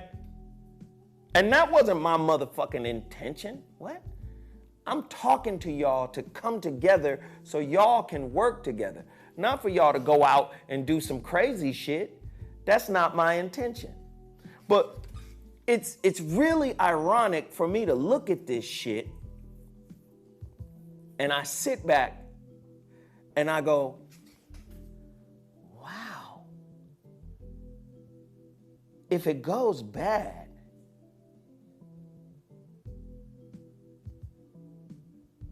it's on me. It's not on the people who watch. It's on me.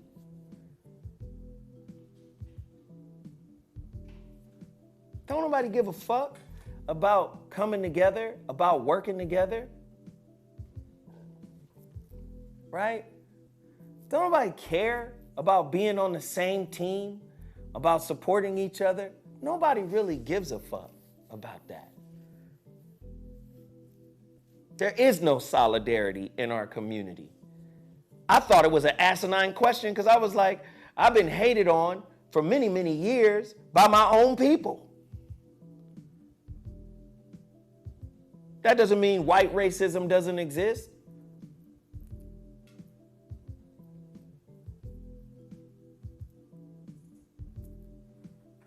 But goddamn, if you got to live in a world where hate, black hate, and white racism is happening to you at the same time, goddamn. Goddamn. And then we so apathetic that it takes 4,000 deaths on on social media for us to say, all right, well, fuck it. Goddamn, enough's enough. So you got to see a gang of people. First off, a 12-year-old with a fake toy gun should have set it off.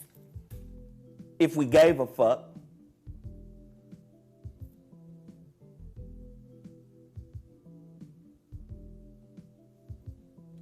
A 12-year-old should have set it off. Tamir Rice should have been, Trayvon should have been. No, we got to see it on social media 852 times. We got to see Motherfuckers hanging from trees. And like I said in the beginning of this whole diatribe, I believe that this shit is gonna escalate, and it's gonna keep escalating because they want you to be tired of protesting. So when it's time to really protest, like you're not, Bill Gates said it himself, is that we're not gonna get back to any level of normalcy until the whole world is vaccinated. So in order to do some shit, you gotta have multiple storylines happening at the same time. Trump is the bad guy. Coronavirus is here and we have to handle this. Oh my God, racism in America. Look what the fuck they've done. Again? This happened again? Hell no. So all this shit is happening. Okay, so now the outrage spills into the street during the quarantine. Everybody's reinfected with some shit. We don't know, because if you got agent provocateurs in the crowd, if you got motherfucking undercover police in the crowd, you got hate groups in the crowd, we can spread this shit amongst these motherfuckers while they're protesting. This is going to lead to the second wave, COVID 2.0, COVID 20. That's coming, the second wave. Do you see how the pieces are fitting? When they came out with the BIE, Black Identity Extremists, everybody black looked at that like, what?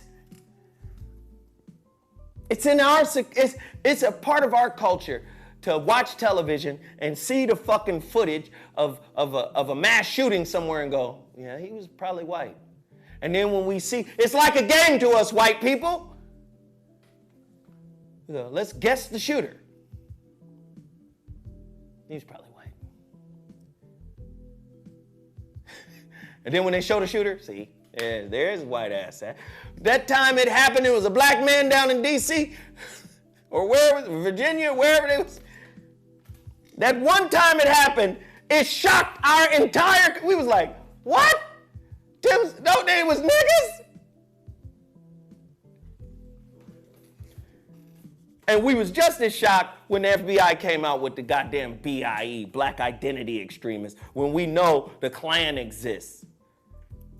When we know all the shit Klan done infiltrated goddamn different sectors of society, whether it be politics, whether it be police, the DC sniper, right, whether it be police officers, we know, y'all, them motherfuckers is in there.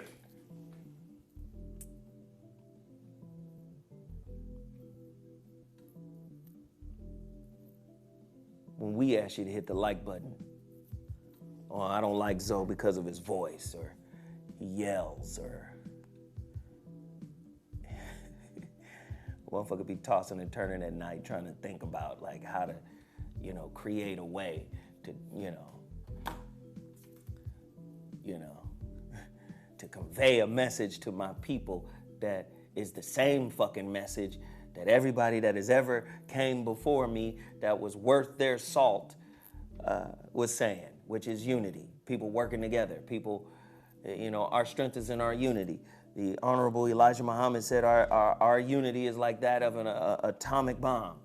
Well, I would say since technology has advanced, is that of a nuclear bomb, right? I think we deserve to work with each other.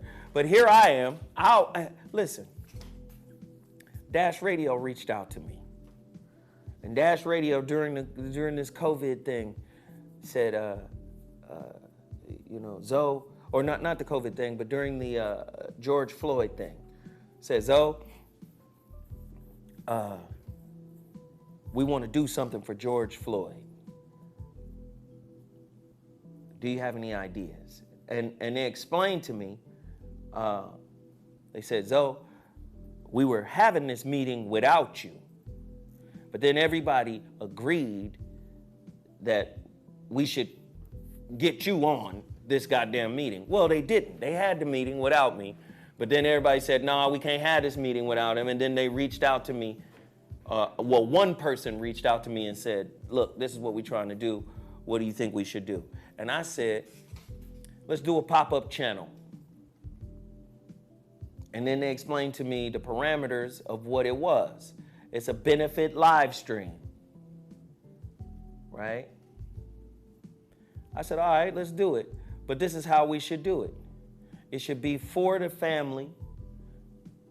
You know, it's going to be a pop-up station. It's a social injustice station where we provide up-to-the-minute information about these ongoing cases of police brutality and social injustice. They was like, oh, that's dope. So then it became this live stream thing where it's a collaboration between Dash Radio and Twitch and myself, right? So I said, you know what? Broadcast that shit through my YouTube channel, so we could get all the people who come watch our shows to watch this shit. Niggas don't even watch it. We done broadcast 2 of them. Motherfuckers don't even watch it. Why? Because I'm a source of entertainment.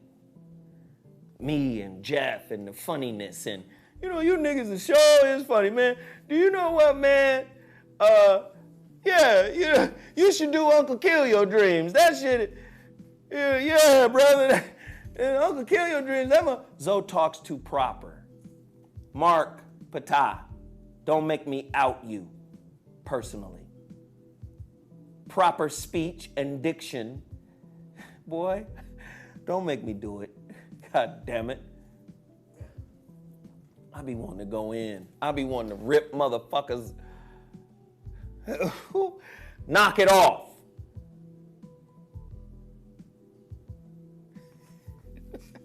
That's the purpose of this goddamn show.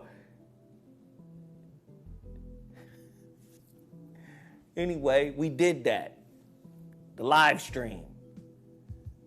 To motherfucking support and show that we're not gonna let, we're gonna use our power, our platform to blow this shit out, right?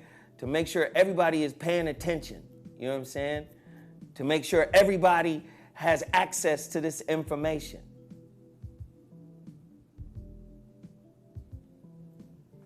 That's what this is about. I'm having this real ass conversations. Motherfuckers want to be stand-up comics, nigga. Get on stage, you want to be funny. It ain't always about funny. You'll suck Dave Chappelle's dick for doing 27 minutes of real talk, but if I get up here, you wanna crack jokes in the chat room. Get your goofy ass out of here. Go play with your mama, nigga. Don't play with me.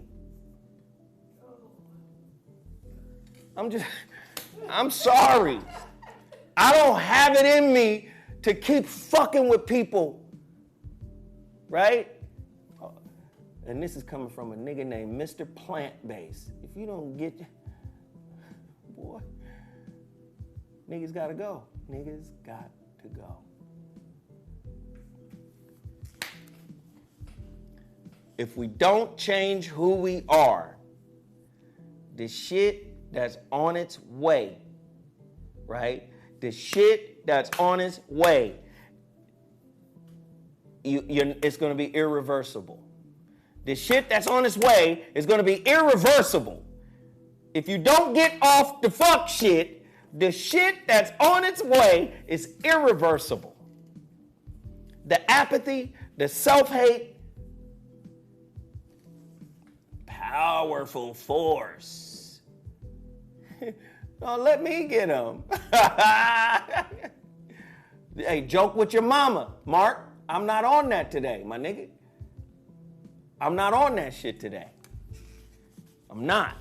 I'm on some real shit because although I can make this shit entertaining or whatever, that's really not what this shit's about. We've been entertained and entrained by entertainment too long. I'm not on that shit. I'm not an entertainer. I just like to present shit to you so you can see the world from a different perspective. And all I'm simply trying to say is, what you gonna do about it?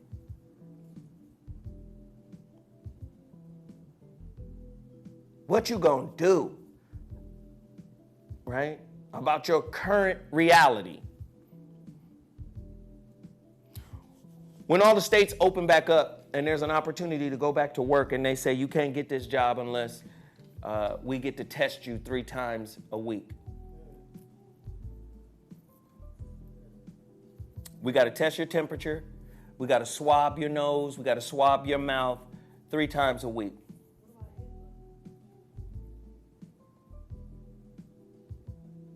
What the fuck you gonna do? You can't come on a Hollywood set without getting swabbed every time you come on.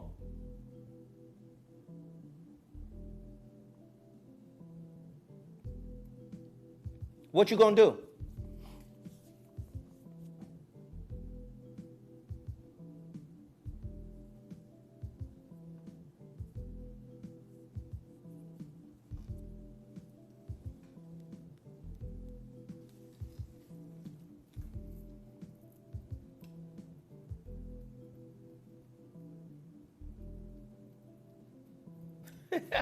That's all I got. I just don't know what to tell you other than that.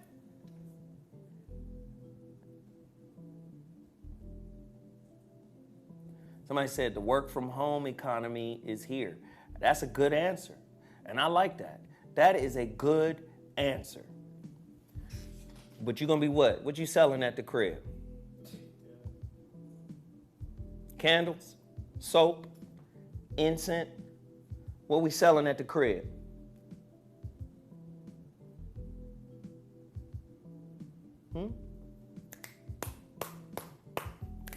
What are we selling at the crib? I just want to know. Oh, did you see? Look up this story and pull it up for them. Los Angeles Unified School District has already said a portion of their students are not coming back to schools. It's going to be online. Niggas ain't coming back. It's going to be online.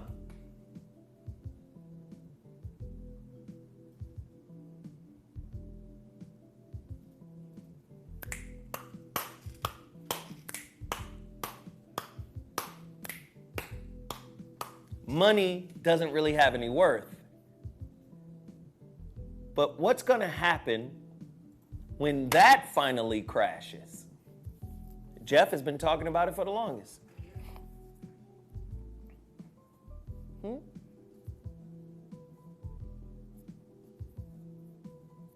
Somebody said IT services. I like that. Huh? So you do customer service. I'm asking you what you gonna do. I'm not saying whatever you do isn't gonna work. I didn't say that. I just said, what are you gonna do? Colleges, yep, going online, absolutely. Once they take them bio-survival tickets, because that's coming too. Why?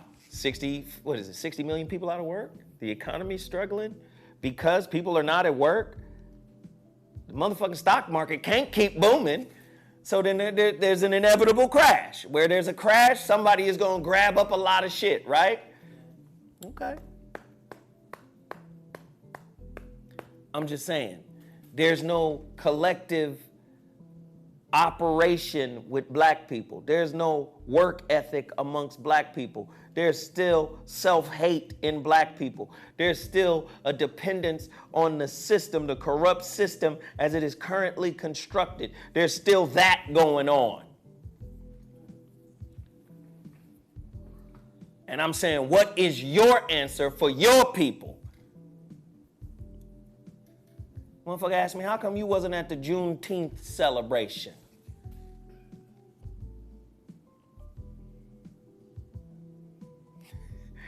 We got work to do. I'm not finna be celebrating shit. I'm not in the mood for the party. I like to celebrate accomplishments. I like to celebrate when goals are reached, when goals are met, when goals are realized. And one of my goals is to heal the black home. Why? Because I came from a broken home. Why? Because I've gone through traumatic shit. And me healing myself has been cathartic, but I've been going through it so long that I said I got to start sharing. So I'm in my lane. There are other lanes. Let's all get in our lanes and let's all marry those lanes so we can work together.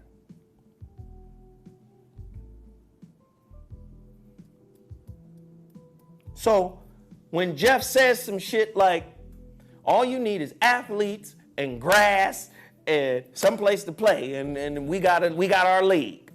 So when Jeff says shit like that, if we all working in our lanes, we can provide the resources necessary to build that shit up so it's not so monumental. Because broken people can't do it. Because broken people will steal from each other. Broken people will lie to each other. Broken people will use each other, misuse each other, mistreat each other, and crash the motherfucking enterprise. So Jeff's ideas are correct, but so are mine, in the sense that motherfuckers need to get over it, to get over this hurt, to get over his definition of you.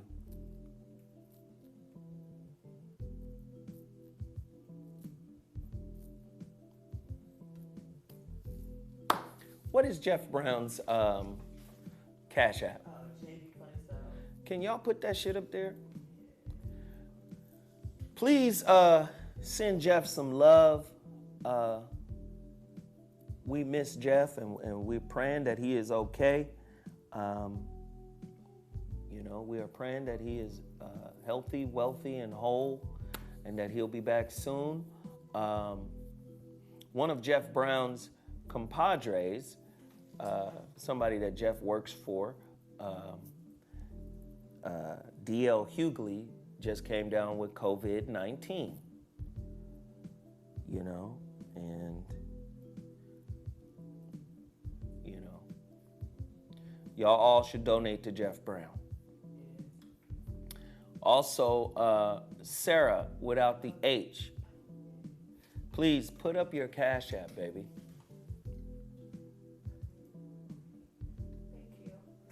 Please look out for Sarah as well, because Sarah comes here and she spends her time here with us on Mondays.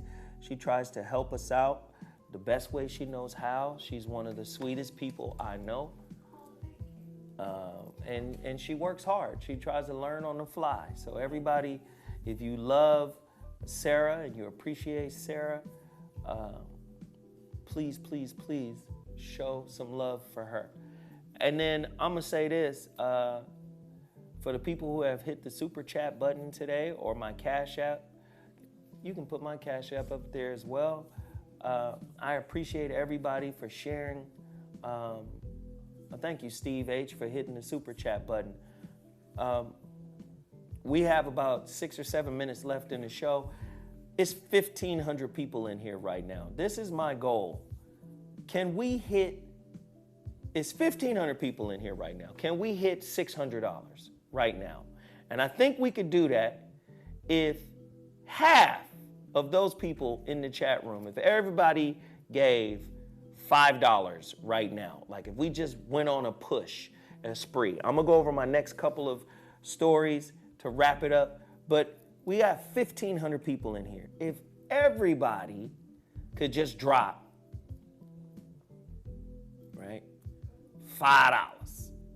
Just everybody do it. Everybody who hasn't done it. I'm not talking about the people who have already done it, but everybody who hasn't done it, just do that for us real quick. Just go on a spree, $5 for this content as I get into the next story to wrap up today's show. Cause, ooh, this shit right here, man. Let me hit you with this. People are talking about police reform, right? People are talking about police reform. Well, here are my thoughts on police reform. and defunding the police. Okay? Police reform should include at least 4 years of educational training. It should not be some quick shit. There should be no military people allowed to be police officers if they suffer from PTSD.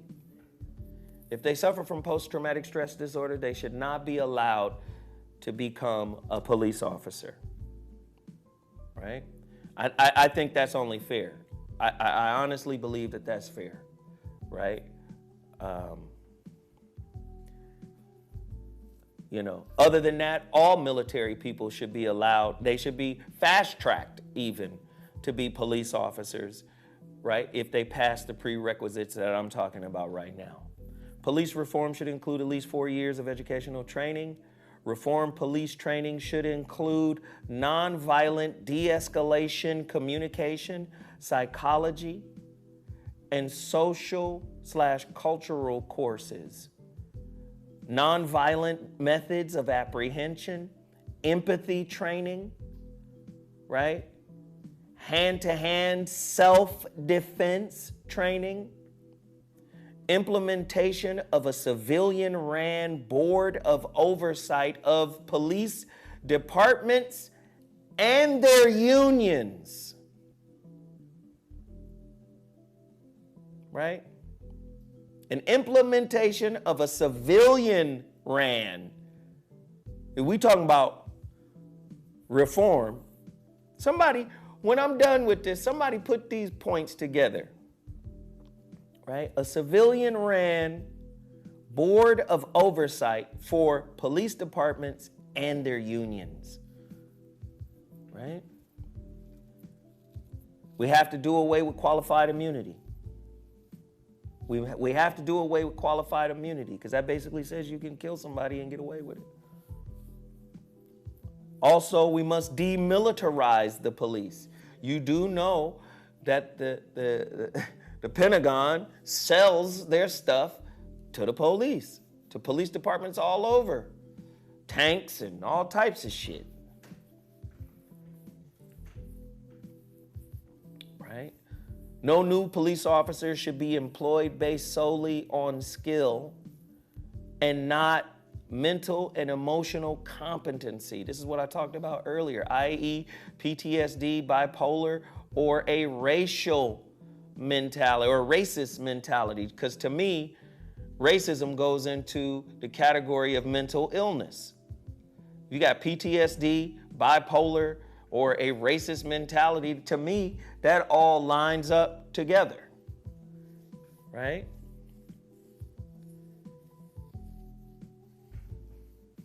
And I'm sure that there's more. These are just my thoughts. I would encourage everybody to write out this list for yourself and then add to it and share and pass it around the community and add to it. This is what police reform should look like, right? This is what defunding the police should look like. I think police officers, man, I think, and you know, maybe it's me. You want a better relationship with the community. What would be a safer daycare than at a police facility, right? People can't afford daycare. I'm not saying the police should watch your kids. I'm just saying, what would create a better relationship with police and the community, right? They should have something there. They should have, if not a daycare, maybe a community center that is owned and ran by the police, that operates with clinicians, therapists, counselors, that can directly interface with the community that they police. Yeah. Right? No, go ahead. Do you think that what a lot of people are calling for, that only people like from that community should police the community? I think that's fair. That's a good point Sarah just brought up. Should only police of a certain race police a certain ethnic neighborhood? My answer is yes. And this is how I would do it. If it were me, I would do it this way. If I had the power, I would do it this way. It would be 90-10. It would be 90-10. So if you got 100 police in a certain neighborhood, and that's a black neighborhood, it would be 90 black police officers and 10 white ones. Or people of other race. It don't have to be white. It could be Latino. It could be Asian, whatever. But it would be 90 brothers and sisters. And it would be those brothers and sisters' job to create relationships. That's what I would do. White people, go police your hood.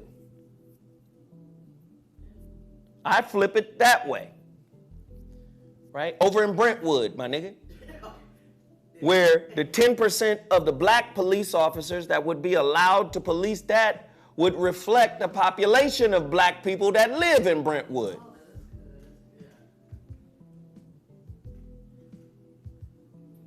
But yo, Billy Badass shouldn't be policing Inglewood and you don't live here. You're not connected to us. And you may even have a racist mentality, which I see as a form of mental illness. Right? And as Kevin so eloquently spoke of, police officers with insurance bonds, being able to sue a police officer, that should be a part of it too. That's police reform as well. You should be able to you should be able to sue a police officer, right, that wrongfully killed one of your family members. You should be able to sue him for everything he got. You should be able to sue his family too. Why, Zoe? Why? Don't you do the same thing in child support? Absolutely. And with a doctor.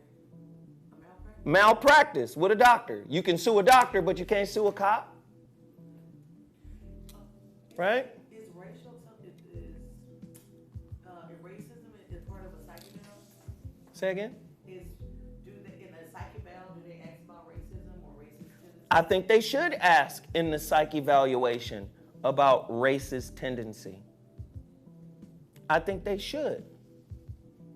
Have you ever had racial thoughts, negative racial thoughts? Do you dislike black people? I think that has to be a new thing. I think they have to outlaw every kill strike in terms of how you apprehend, a criminal or quote unquote criminal. You don't get to choke anybody. You don't get to put your fucking knee on anybody's neck. Once a criminal is apprehended, handcuffed, you should immediately transport them to the fucking vehicle and lock them in the vehicle. There should be no, let's wait here for like 10 minutes to see what the fuck going on while I'm sitting on the nigga juggler.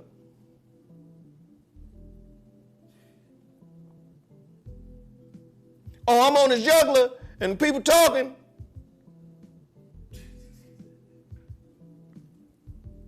It should be none of that, right? And like I said, this is a flawed little list of things that I have. I'm sure if Jeff Brown was here, if Kevin was here and others were here, they would be able to add on to this. And I'm expecting you to add on to it because I don't know everything. I'm not even remotely aware of everything that I should be aware of in terms of this. But if we're talking about reforming the police, we need to understand that the police is the military arm of, or the municipality's military arm of that municipality's police or policies. They police policy. Policy is politics. The politics of the city. This is what the police do. They're there for that. They protect businesses. They don't necessarily protect and serve yo ass. They protect and serve businesses. So if you won't protect and serve black asses, will you protect and serve black assets? That's the question I want to know, right? We want to reform the police. We have to reform politics. And it's hard to reform politics when politics is so corrupt. This is why Training Day was such a great movie, because it was based off of some real shit. If politics is corrupt, the police that protect the policy will be corrupt. You want to change the policing, you got to change the policy. You want to change the policy, you got to change the politicians. But if you're asking us to play a fucking legislation and a fucking political game that is not designed to give us any power, that is not designed to support anything that we want to do, then the only answer for us as a people is not the vote, it's actually the boat. We got to get on board with each other. We got to have a Noah's Ark mentality when it comes to fucking with each other.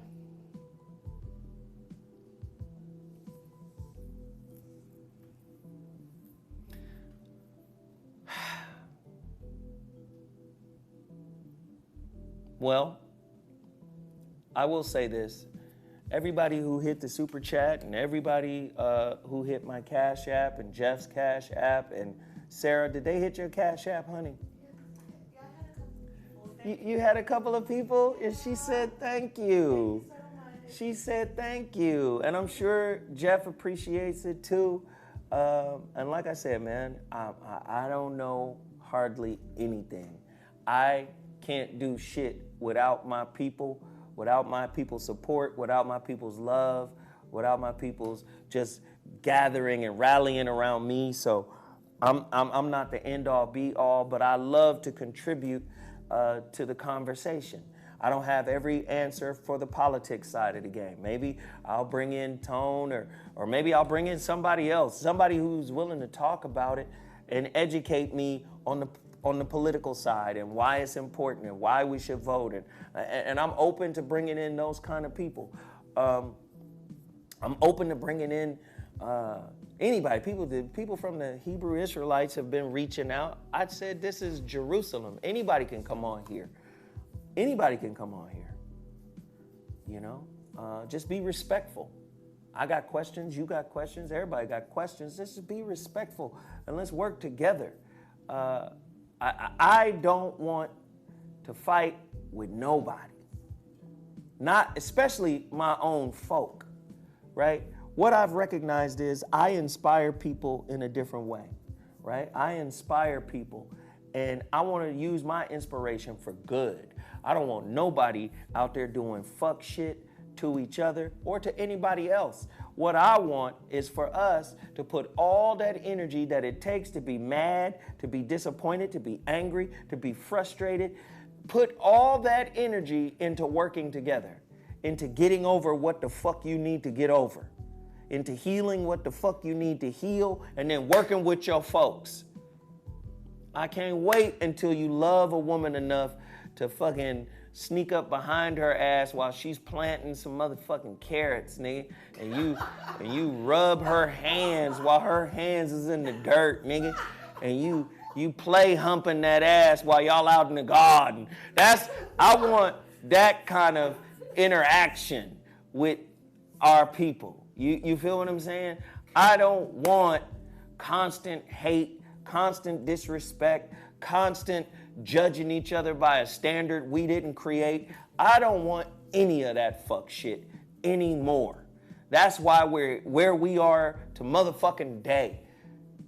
Fuck shit. Substance over symbols. Substance over symbols. Everybody who has shared with me today, everybody who has hit the like button, everybody who has showed their appreciation today, I thank you. I appreciate you. I love you, but I gotta go. We out. Deuces.